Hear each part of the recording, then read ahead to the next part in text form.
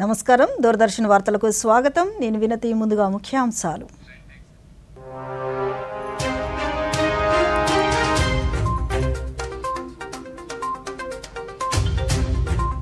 వచ్చే 100 రోజుల్లో 5 నూతన పాలసీలు తీసుకువచ్చేలా రాష్ట్ర ప్రభుత్వం ముందడుగు పలు కీలక శాఖలపై సమీక్ష నిర్వహించిన ముఖ్యమంత్రి చంద్రబాబు నాయుడు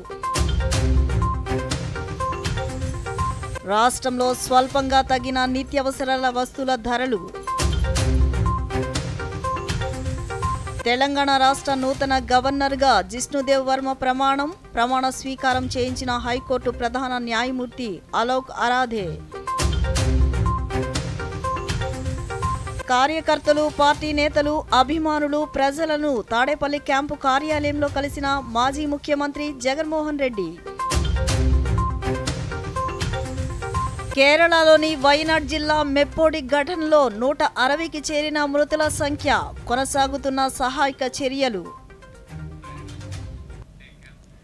వార్తల్లోని వివరాలు రాష్ట్రంలో పరిశ్రమల ఏర్పాటుకు తీసుకోవాల్సిన కొత్త పాలసీలపై ముఖ్యమంత్రి నారా చంద్రబాబు నాయుడు ఈరోజు సంబంధిత అధికారులతో సమీక్షించారు. సచివాలయంలో జరిగిన సమీక్ష సమావేశంలో గత 10 ఏళ్ల కాలంలో పెట్టుబడుల కోసం చేసుకున్న ఒప్పందాలు, వాటి ప్రస్తుత పరిస్థితులపై అధికారులతో చర్చించారు.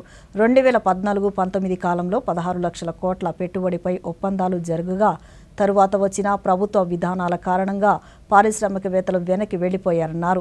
రాజకీయ వేధింపులతో చాలా కంపెనీలు వెనక్కి వెళ్లిపోయాయని తెలిపారు. ప్రస్తుతం పారిశ్రామికవేత్తల్లో నమ్మకం కల్పించాల్సిన అవసరం ఉందని తెలిపారు. తెలుగుదేశం ప్రభుత్వ హయాంలో 66% ప్రోత్సాహకాలు చెల్లిస్తే వైసీపీ ప్రభుత్వంలో 34% మాత్రమే ఇచ్చారని అధికారులు వివరించారు. వచ్చే 100 రోజుల్లో కొత్తగా 5 పాలసీలు తీసుకురావాలని ముఖ్యమంత్రి అధికారులను ఆదేశించారు. నూతన industrial policy, MSME policy, food processing policy, electronic ID and cloud policy, textiles పాలసీలు ఉన్నట్లు వెల్లడించారు.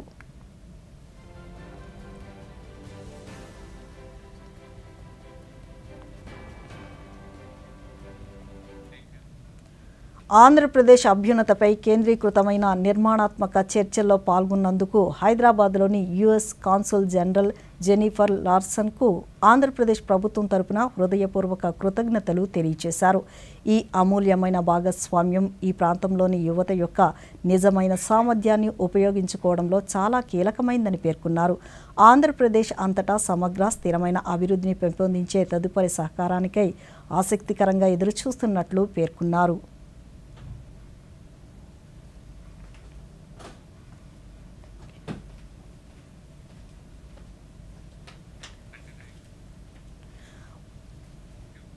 మరో ట్వీట్లో పవన్ స్పందిస్తూ Australian consul general Silai Zaki, Australia high commissioner Philip Green ఆంధ్రప్రదేశ్ను అభివృద్ధి చేయడంపై దృష్టి సారించినట్లు రాష్ట్ర ఉప ముఖ్యమంత్రి పవన్ కళ్యాణ్ అన్నారు. ఈ మేరకు బుధవారం సామాజిక మాధ్యమం ఎక్స్ వేదికగా ఆయన స్పందించారు. నిర్మాణాత్మక విషయాల్లో ఆస్ట్రేలియా పాలుపంచుకున్నందుకు ధన్యవాదాలు తెలిపారు. 2 ఆర్థిక వ్యవస్థలకు ప్రయోజనం చేకూర్చే అవకాశాలను గుర్తించేందుకు ప్రభుత్వంతో కలిసి పనిచేయడం పట్ల మీతో ఉత్సాహాన్ని చూపడం సంతోషంగా ఉందని పవన్ తెలిపారు. ఈ ఆశాజనక భాగస్వామ్యం ద్వారా ప్రభుత్వ భాగస్వామ్య లక్ష్యాలను పురోగమించడానికి రాష్ట్రం ఎదురు చూస్తున్నట్లు ఆయన పేర్కొన్నారు.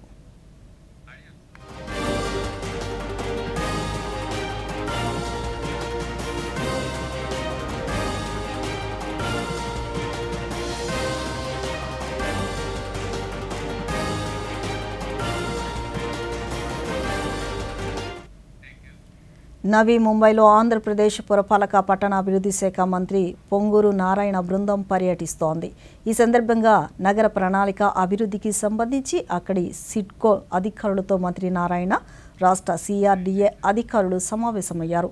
హౌసింగ్ స్కీమ్స్, ఆర్థిక అభివృద్ధి ప్రణాళికపై సిడ్కో అధికారులు మంత్రి బృందానికి వివరించారు. నవీ ముంబైలో రోడ్ నెట్వర్క్, ఇతర అభివృద్ధి ప్రాజెక్టులపై అధ్యయనం చేశారు. రాజధాని అమరావతిని ప్రపంచంలో నెంబర్ 1గా నిర్మించాలనే లక్ష్యంతో మంత్రి దేశంలో పలు అభివృద్ధి చెందిన ప్రాంతాలను పరిశీలించి అధ్యయనం చేస్తున్నట్లు రాష్ట్ర మంత్రి కార్యాలయం వెల్లడించింది.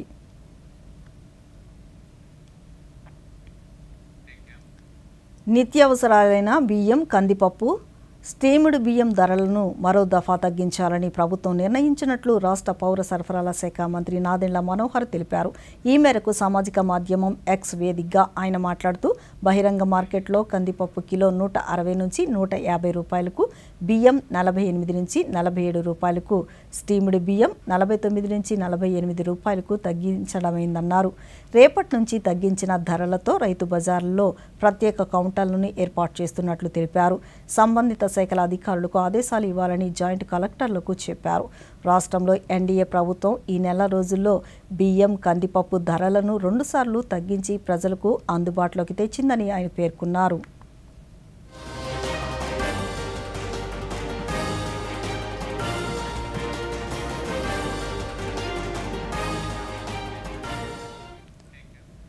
టిడ్కో గృహాల వద్ద ప్రజలకు అన్ని రకాల సౌకర్యాలు కల్పిస్తామని రాష్ట్ర న్యాయ మైనారిటీ సంక్షేమ శాఖ మంత్రి ఎన్ఎండి ఫరూక్ తెలిపారు. నంద్యాల జిల్లాలో 1,66,00,000 రూపాయలతో ఏర్పాటు చేయనున్న మహిళా మార్టుకు మంత్రి ఈరోజు శంకుస్థాపన చేశారు. ఈ సందర్భంగా మంత్రి మీడియాతో మాట్లాడుతూ టిడ్కో గృహాల వద్ద మహిళా మార్టు ఏర్పాటు చేయడం చాలా సంతోషంగా ఉందన్నారు. గతంలో టీడీపీ ప్రభుత్వం కట్టిన ఇళ్లకు రంగులు వేసుకుని అభివృద్ధి చేయకుండా ప్రజాధనాన్ని వైసీపీ ప్రభుత్వం వృధా చేసిందన్నారు. అంటే ఇంతవరకు చేయలే. అంటే ఈ గత 5 సంవత్సరాలు ప్రభుత్వం ఏమి పట్టించుకోలేదు దీని గురించి. పేదవారు ఉన్నారు, వారికి లబ్ధిదారులకు ఎందుకు ఇవ్వాలా, వాళ్ళ వారు డిప్ ఎత్తినాము, డిప్ ఎత్తిన తర్వాత వాళ్ళకి ఇవ్వాలని చెప్పి ఆలోచన రాలే. ప్రభుత్వం ఏమి చేయకుండా ప్రభుత్వం రంగులు కొట్టుకునేది. ఆ రంగులతోనే సరిపోయి చేసుకున్నారు. కానీ అసలు వాళ్ళకి ఉన్నారు, ప్రజలకు ఇవ్వాలని ఆలోచన రాలేక ఈరోజు 5 సంవత్సరాల తర్వాత మామూలుగా ఏంటంటే ఎప్పుడైపోయింది ఆ టిట్కుండు కాబట్టి తట్టుకునేది. అది ఫ్యాబ్రికేటెడ్ అంతా కాంక్రీట్తో కట్టారు కాబట్టి నిలబడినాయి. లేకపోతే ఎప్పుడు పడిపోయింది ఆ రోజు ఆటో నగర్ ఎదురుగా. దానికన్నా దరిద్రంగా ఉండేవి ఆ పరిస్థితి వచ్చేది. కానీ స్ట్రాంగ్గా చాలా బ్రహ్మాండంగా కట్టడం జరిగింది. ఆ రోజు కూడా మేమంతా రావడం చాలా బాగా. మరి ఎందుకు లబ్ధిదారు ఇక్కడ కానీ, అదేవిధంగా రైమాల్పూర్ దేవదావులు కానీ, అదేవిధంగా ఐలూరు దగ్గర కూడా ఇవ్వడం జరిగింది. మేము చెప్పేది ఏంటంటే లబ్ధిదారులకు మీరు ఇమీడియట్ చేరాలిగా. మరి చేరిన తర్వాత మన కాంపిటీషన్ మీద 5 సంవత్సరాలు అయిపోయింది కాబట్టి మీ కుటుంబాలు కూడా పెద్దగానే మీకు అవసరాలు కూడా ఉన్నాయి కాబట్టి ఇమీడియట్గా చేరండి. దీనికి అన్ని కావాలన్న ఫెసిలిటీస్ కూడా ఇస్తాం.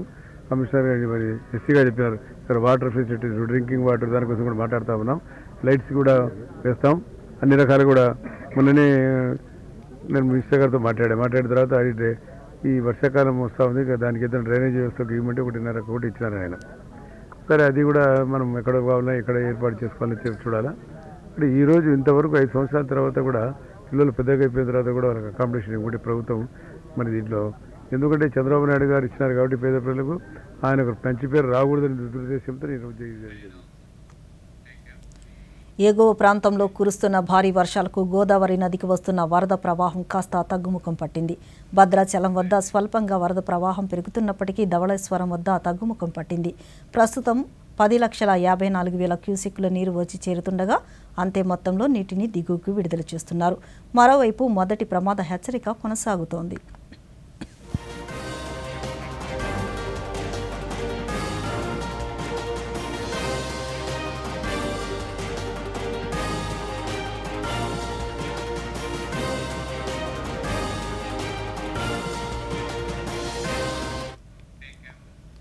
వికసిత్ భారత్ కోసం ప్రధానమంత్రి నరేంద్ర మోదీ వికసిత ఆంధ్రప్రదేశ్ కోసం ముఖ్యమంత్రి నారా చంద్రబాబు నాయుడు పరితపిస్తున్నారని ఆంధ్రప్రదేశ్ బీజేపీ ముఖ్య అధికార ప్రతినిధి లంకా దినకర్ అన్నారు. ఈరోజు విజయవాడలో ఆయన మీడియాతో మాట్లాడుతూ ప్రధానమంత్రి నరేంద్ర మోదీ హయాంలో రాష్ట్రంలో పారిశ్రామిక ప్రగతి కోసం 3 ప్రాంతాల్లో క్యారిడర్లు ఏర్పాటు చేస్తే 2019-24 మధ్య వాటిని సరిగ్గా వినియోగించుకోలేని దుస్థితి ఏర్పడిందన్నారు. అంత్యోదయ స్ఫూర్తితో సంక్షేమం, అభివృద్ధి పథకాలు అమలు జరుగుతాయని పేర్కొన్నారు. రాహుల్ గాంధీ మహాభారతం చక్ర వ్యూహం అంటూ కొత్త పల్లవి ఎత్తారని, కౌరవులు ఎవరో పాండవులు ఎవరో ప్రజలకు బాగా తెలుసునని లంకా దినకర్ అన్నారు. Whatever the promises, whether it is pertaining to 15,000 crores assistance through multilateral agency for the completion of Amravati, the capital of Andhra Pradesh, and the funds pertaining to the Polavaram project, those allocations or those statements were like referred as a dishonored check by the Jairam Ramesh. I am unable to understand this Jairam Ramesh ji was the primary culprit as far as the AP reorganization inconsistencies are concerned, which are incorporated when it was drafted by the drafting committee. He is the main person. Most of the inconsistencies pertaining to the capital, Polavaram and Schedule 13 infrastructure projects had drafted by the Jairam Ramesh willfully neglected the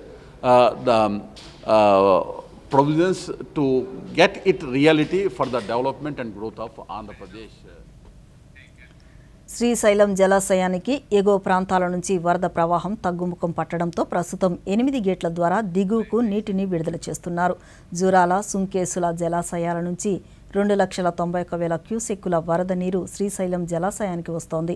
Srisailam 8 గేట్లను 8 అడుగుల ఎత్తు మేర 2,22,768 క్యూసెక్కులు శ్రీశైలం కుడి ఎడమగట్టు జల విద్యుత్ కేంద్రాలలో విద్యుత్తును ఉత్పత్తి చేస్తూ 60,232 క్యూసెక్కుల నీటిని నాగార్జున సాగర్కు విడుదల చేస్తున్నారు. ప్రాజెక్టు పూర్తి స్థాయి నీటి మట్టం 885 అడుగులు కాగా ప్రస్తుత నీటి మట్టం 884 అడుగులకు చేరుకుంది. పూర్తి స్థాయి నీటి నిల్వ సామర్థ్యం 215 టీఎంసీలు కాగా ప్రస్తుతం 212 టీఎంసీలకు చేరుకుంది.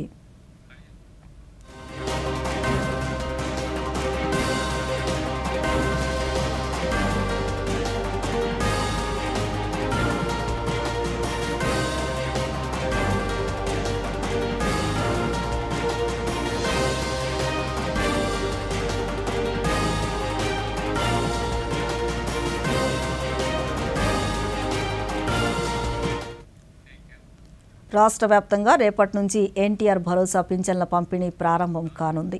ఉదయం నుంచే పంపిణీ కార్యక్రమాన్ని ప్రారంభించి తొలి రోజే 96% పింఛన్లు అందించాలని రాష్ట్ర ప్రభుత్వం ప్రధాన కార్యదర్శి నీరబ్ కుమార్ ప్రసాద్ జిల్లా కలెక్టర్లను ఆదేశించారు. పింఛన్ల పంపిణీపై వెలగపూడిలోని రాష్ట్ర సచివాలయం నుంచి జిల్లా కలెక్టర్లతో ఆయన దృశ్య మాధ్యమ సమావేశాన్ని నిర్వహించారు. ఈ సందర్భంగా ఆయన మాట్లాడుతూ ఆగస్టు నెలకు సంబంధించి 64,82,052 వివిధ రకాల పింఛన్ల పంపిణీకి 2,737 కోట్ల రూపాయలను విడుదల చేసినట్లు తెలిపారు.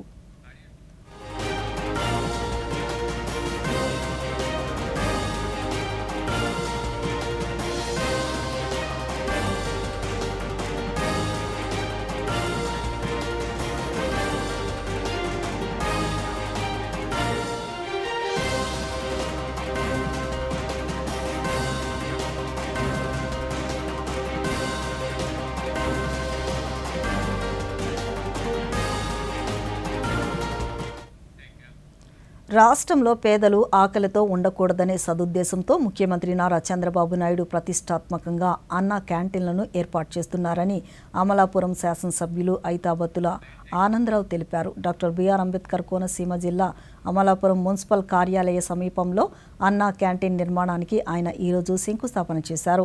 ఈ సందర్భంగా ఆనందరావు మాట్లాడుతూ ఎన్డీఏ కూటమి నేతృత్వంలో ముఖ్యమంత్రి, ఉప ముఖ్యమంత్రులు నిరంతరం పేదల అభ్యున్నతి కోసం కృషి చేస్తున్నారన్నారు.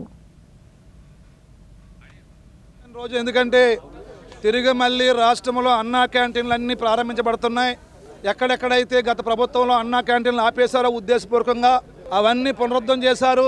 ఎక్కడెక్కడైతే అన్నా క్యాంటీన్లు రకరకాల కారణాలతో కోర్టులకు వెళ్ళి స్థలాలన్నీ ఆపేశారో వాటిని తిరిగి మళ్ళీ శంకుస్థాపన చేసి వాళ్ళ నిర్మాణం ప్రారంభించారు. తద్వారాగా ఈరోజు అమలాపురం అసెంబ్లీ నియోజకవర్గ కేంద్రంలో అన్నా క్యాంటీన్ శంకుస్థాపన చేయడమే కాకుండా మరి ఈ యొక్క ప్రాంతంలో వేలాది మంది పేదలకి 3 పూట్ల 5 రూపాయలకే అన్నం పెట్టే గొప్ప అన్నా క్యాంటీన్ని ఈ విధంగా మనం శంకుస్థాపన చేసుకోవడానికి గ్రాంట్ మంజూరు చేసినటువంటి గౌరవ ముఖ్యమంత్రి గారికి, చంద్రబాబు నాయుడు గారికి, డిప్యూటీ సీఎం పవన్ కళ్యాణ్ గారికి, బీజేపీ వారికి అందరికీ కూడా హృదయపూర్వకమైన ధన్యవాదాలు తెలియజేసుకుంటూ ఇదొకటే సూచిక ఏంటంటే ఇదొక శుభసూచిక. ఏంటి శుభసూచిక అంటే తిరిగి మళ్ళీ చంద్రబాబు గారు, పవన్ కళ్యాణ్ గారు బీజేపీ నాయకత్వంలో ఈ రాష్ట్రంలో ఎన్డీఏ ప్రభుత్వం వచ్చింది అంటే పేదవాడికి అన్నానికి లోటు ఉండదు. అలాగే నిన్నే చంద్రబాబు నాయుడు గారు గొప్ప పథకాన్ని ప్రకటించారు. అది ఏంటంటే గ్రామీణ ప్రాంతాల్లో పేదలకు ఇల్లు కట్టుకోవడానికి 3 సెంట్లు స్థలం ఇస్తామని చెప్పి చంద్రబాబు గారు ప్రకటించారు. అలాగే పట్టణంలో అయితే 2 సెంట్లు అని చెప్పారు. అంటే అలాగే ఇల్లు కట్టుకోవడానికి ఇంటి లోను కూడా గతంగా. ఇప్పుడు చిన్న విరామం తీసుకుందాం. జాగ్రత్త కాస్త, మా నాన్న ఫారెన్ నుంచి తెచ్చారు. సర్వనాశనం. ఇప్పుడు ఈ నష్టాన్ని ఎలా పూరిస్తావు? స్టాక్ మార్కెట్లో రిస్క్ మీ కెపాసిటీని బట్టి తీసుకోవాలి. ఇంకా రిస్క్ గురించి తెలిసి ఉండాలి. ఆప్షన్స్ ట్రేడింగ్ కూడా ఎంతో ఆలోచించి మాత్రమే చేయాలి. అరే వా బిడ్డ, ఉండాల్సిన విధంగా ఉంది. రిస్క్ ని అర్థం చేసుకోండి.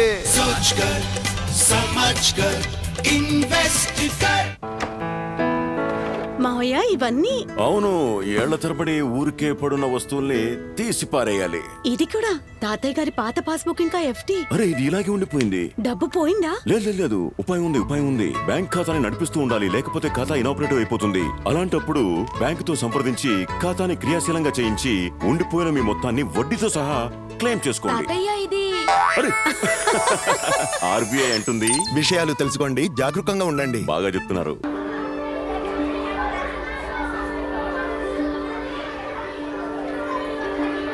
మీకు తెలుసా ఈ అమ్మాయి ఎలా స్కూల్కి వెళ్తుందో, ప్రతి గ్రామానికి ఎలా కరెంట్ వస్తుందో, మహిళలు ఎలా సాధికారత పొందుతారో, దేశ భద్రత ఎలా నిర్ధారిస్తుందో, హైవేలు మరియు రోడ్లు ఎలా పరస్పరం అనుసంధానించబడి ఉన్నాయో, ఆరోగ్య సేవలందరికీ ఎలా చేరుతాయో, చంద్రయాన్ భారత జెండాను చంద్రునిపై ఎలా రెపరెపలాడించిందో, విపత్తుల సమయంలో ప్రాణాలు ఎలా రక్షించబడతాయో, క్రీడల్లో భారత్ ఎలా వెలిగిపోతుందో. అయితే ఈ అపురూపమైన విషయాలు ఎలా సాధ్యమవుతాయి? వీటన్నిటినీ సుసాధ్యం చేసేది భారతదేశపు పన్ను చెల్లింపుదారులు. దేశ ప్రయోజనాల కోసం మీ కర్తవ్యాన్ని దయతో నిర్వర్తించండి. 2024-2025 ఆర్థిక సంవత్సరానికి సంబంధించి జూలై 31, 2024 లోపు మీ ఆదాయ పన్ను రిటర్న్ను ఫైల్ చేసినట్లు నిర్ధారించండి. ప్రతి పన్ను చెల్లింపుదారుడు దేశపు నిర్మాతే. తిరిగి వార్తలకు స్వాగతం. మొక్కల పెంపకంతో రైతులకు అధిక లాభం చేకూరుతుందని కర్నూలు జిల్లా ఆదోని శాసనసభ్యులు డాక్టర్ పార్థసారథి అన్నారు. ఆదోని మండల పరిధిలో పలు గ్రామాల సన్నకారు రైతులకు ఈరోజు మొక్కలను అందజేశారు. ఈ సందర్భంగా ఆయన మాట్లాడుతూ కేంద్ర ప్రభుత్వం ప్రవేశపెట్టిన జాతీయ గ్రామీణ ఉపాధి హామీ పథకం కింద 7,853 మొక్కలను అందజేయడం జరిగిందన్నారు. ఈ మొక్కల్లో రైతులకు అధిక లాభం చేకూర్చే కొబ్బరి, నిమ్మకాయ, జామ, మామిడి, సీతాఫలం మొక్కలు ఉన్నాయన్నారు. మొక్కలు నాటినందుకు రైతులకు కేంద్ర ప్రభుత్వం కూలీని చెల్లిస్తున్నట్లు తెలిపారు. ఆదోని మండలానికి ఇప్పటికే 26,17,000 రూపాయలు వెచ్చించినట్లు తెలిపారు. పేద ప్రజలకు లబ్ధి చేకూర్చే దృక్పథంతో అమలు చేస్తున్న ఈ పథకం కింద ఆదోని నియోజకవర్గానికి నిధులు మంజూరు చేయడం సంతోషకరంగా ఉందని తెలిపారు.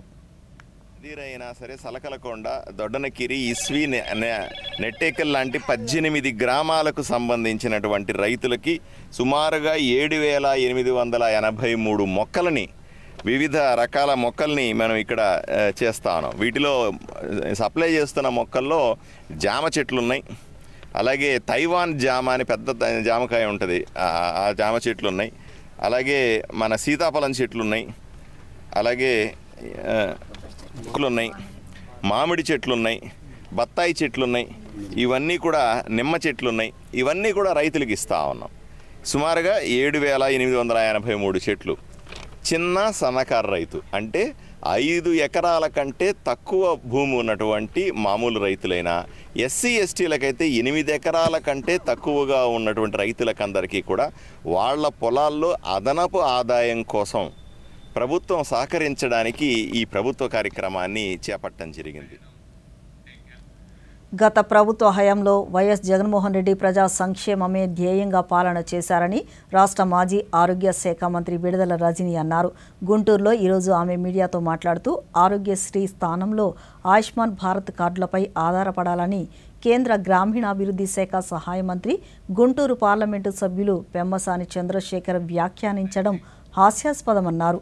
ఆయుష్మాన్ భారత్ కార్డులతో 60 లక్షల కుటుంబాలకు కేవలం 2,000 వ్యాధులకు మాత్రమే చికిత్స ఉంటే, ఆరోగ్యశ్రీ ద్వారా 1,42 లక్షల కుటుంబాలకు 3,257 వ్యాధులకు వైద్య సాయం అందించినట్లు తెలిపారు.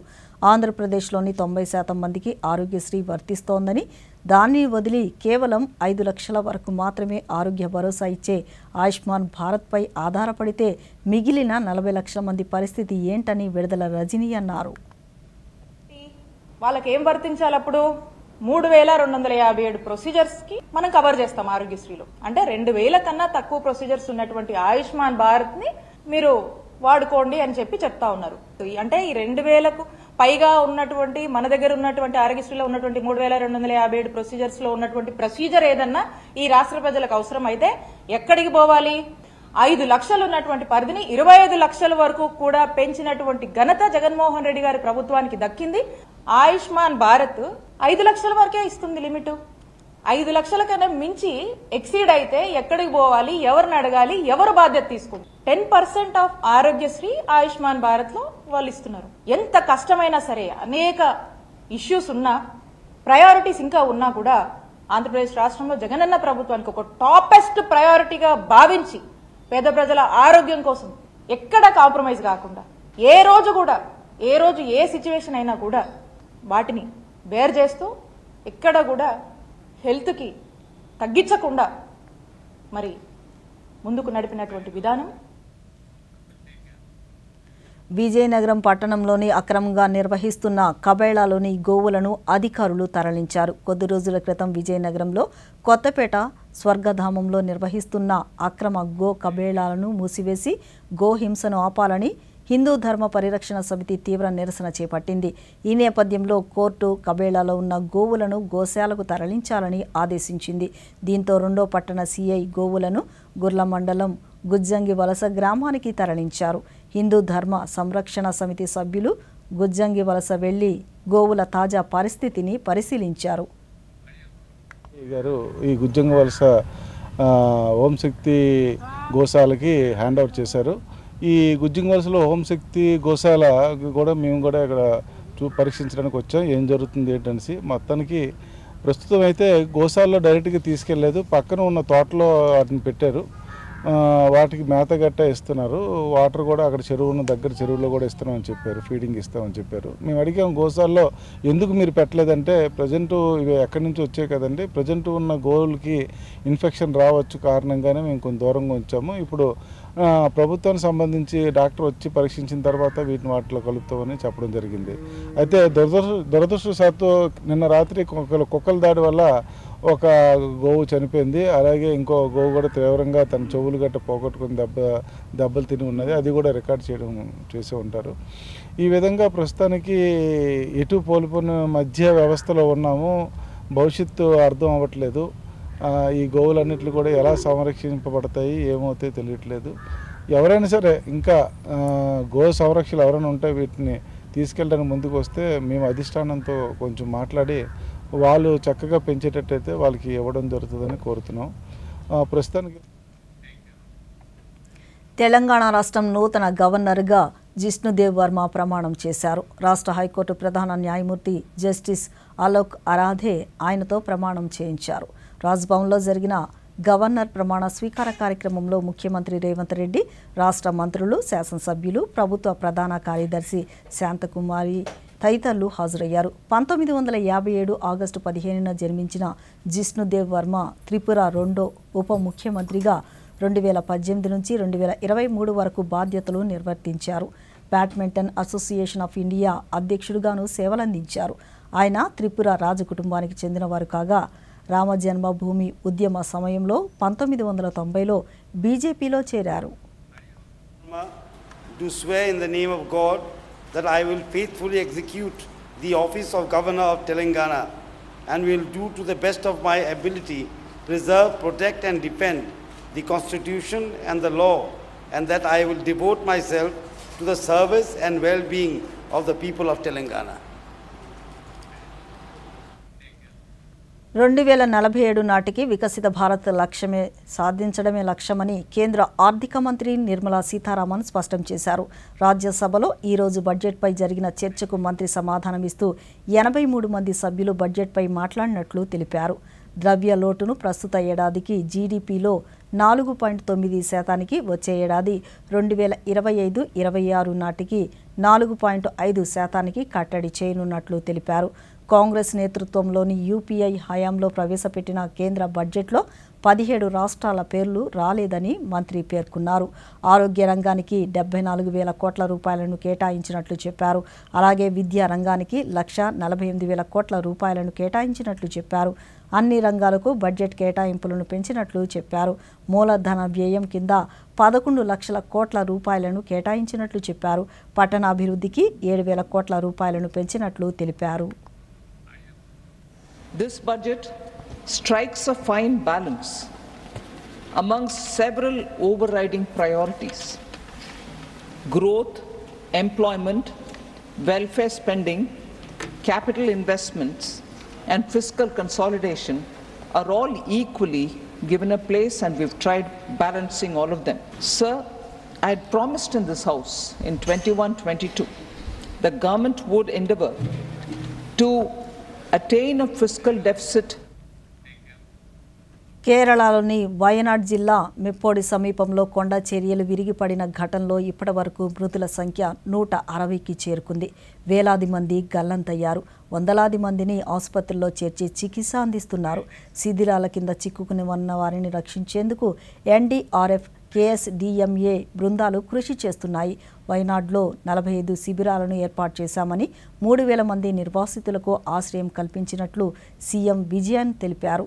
అటవీ అధికారులు, ఆర్మీ సిబ్బంది ముండకై సమీపంలోని ఎలా రిసార్ట్, వానారాణి రిసార్ట్లో చిక్కుకుపోయిన 19 మంది పౌరులను విజయవంతంగా రక్షించారని కేరళ డిఫెన్స్ పీఆర్ఓ తెలిపారు. ఎన్డీఆర్ఎఫ్, ఇండియన్ నేవీ, ఐఏఎఫ్ నుంచి 1,200 మంది ప్రభావిత ప్రాంతాల్లో 1000 మంది బాధితులను రక్షించారు.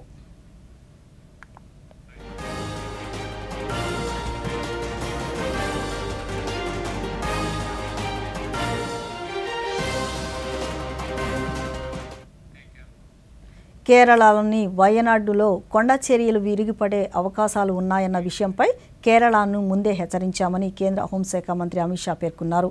ఈ ముప్పుపై కేంద్రం జూలై 23నే అప్రమత్తం చేసిందన్నారు. కానీ రాష్ట్ర ప్రభుత్వం మాత్రం పౌరులను సకాలంలో తరలించలేదని చెప్పారు. భారీ వర్షాలు కురవగానే 9 ఎన్డీఆర్ఎఫ్ బృందాలను ఆ రాష్ట్రానికి పంపించామన్నారు. రాష్ట్రంలో చోటు చేసుకున్న తాజా పరిణామాలపై కేంద్ర హోంశాఖ మంత్రి రాజ్యసభలో ఈరోజు మాట్లాడుతూ ప్రకృతి వైపరీత్యాలపై 7 రోజుల ముందే హెచ్చరికలు చేసే వ్యవస్థ భారత్లో ఉందని, ప్రపంచంలో ఇటువంటి సాంకేతికత ఉన్న 4 దేశాల్లో భారత్ ఒకటన్నారు. వయనాడ్ విషాదాన్ని ఎదుర్కొనేందుకు కేరళ ప్రభుత్వంతో పాటు అక్కడి ప్రజలను నరేంద్ర మోదీ ప్రభుత్వం బాసటగా నిలుస్తుందని అమిత్ షా పేర్కొన్నారు. अपने भाषण में डालकर इसको बताया गया। मैं सदन के सामने स्पष्टता करना चाहता हूं, 23 जुलाई को केरल सरकार को अर्ली वार्निंग भारत सरकार की ओर से दी गई 23 जुलाई, 7 दिन फिर 24 को गई, फिर 25 को गई, 26 तारीख को मान्यवर ये कहा गया कि 20 सेंटीमीटर से ज्यादा वर्षा होगी, भारी वर्षा होगी, लैंडस्लाइड होने की संभावना है. ఒలింపిక్స్లో 3వ పతకంపై తెలుగు తేజం స్టార్ షట్లర్ పీవీ సింధు కన్నేసింది. గ్రూప్ స్టేజ్లో వరుసగా 2వ మ్యాచ్లోనూ విజయం సాధించింది. ఎస్తోనియా ప్లేయర్ క్రిస్టినా కుబాపై 21-5, 21-10 తేడాతో వరుస గేమ్లో గెలిచింది. దీంతో గ్రూప్ ఎం నుంచి సింధు ప్రీ క్వార్టర్స్కు దూసుకు వెళ్ళింది. తొలి గేమ్లో క్రిస్టినా ఏమాత్రం పోటీ ఇవ్వలేకపోయింది. అయితే 3వ గేమ్ ఆరంభంలో మాత్రం ఆమె నుంచి సింధుకు ప్రతిఘటన ఎదురైంది. ఎక్కడా ఏకాగ్రతను కోల్పోని సింధు పట్టు బిగించింది. ప్రత్యర్థికి మరో అవకాశం ఇవ్వకుండా గేమ్ను పూర్తి చేసింది. Union public service commission UPSC నూతన చైర్పర్సన్గా 1983 బ్యాచ్ ఐఏఎస్ అధికారిని ప్రీతి సుధాన్కు ఈ బాధ్యతలు అప్పగించారు. ప్రస్తుతం ఆమె యూపీఎస్సీ సభ్యురాలుగా పనిచేస్తున్నారు. 2025 ఏప్రిల్ వరకు లేదంటే తదుపరి ఉత్తర్వులు వచ్చేంత వరకు ఈ పదవిలో కొనసాగనున్నారు. రేపు ఆమె యూపీఎస్సీ చైర్మన్గా బాధ్యతలు చేపట్టనున్నారు. ఇటీవల మనోజ్ సోని యూపీఎస్సీ చైర్మన్ పదవికి రాజీనామా చేశారు. 2029 మే 15 వరకు పదవీ కాలం ఉన్నప్పటికీ ఆయన 5 ఏళ్లు ముందుగానే వ్యక్తిగత కారణాలతో వైదొలిగిన సంగతి తెలిసిందే.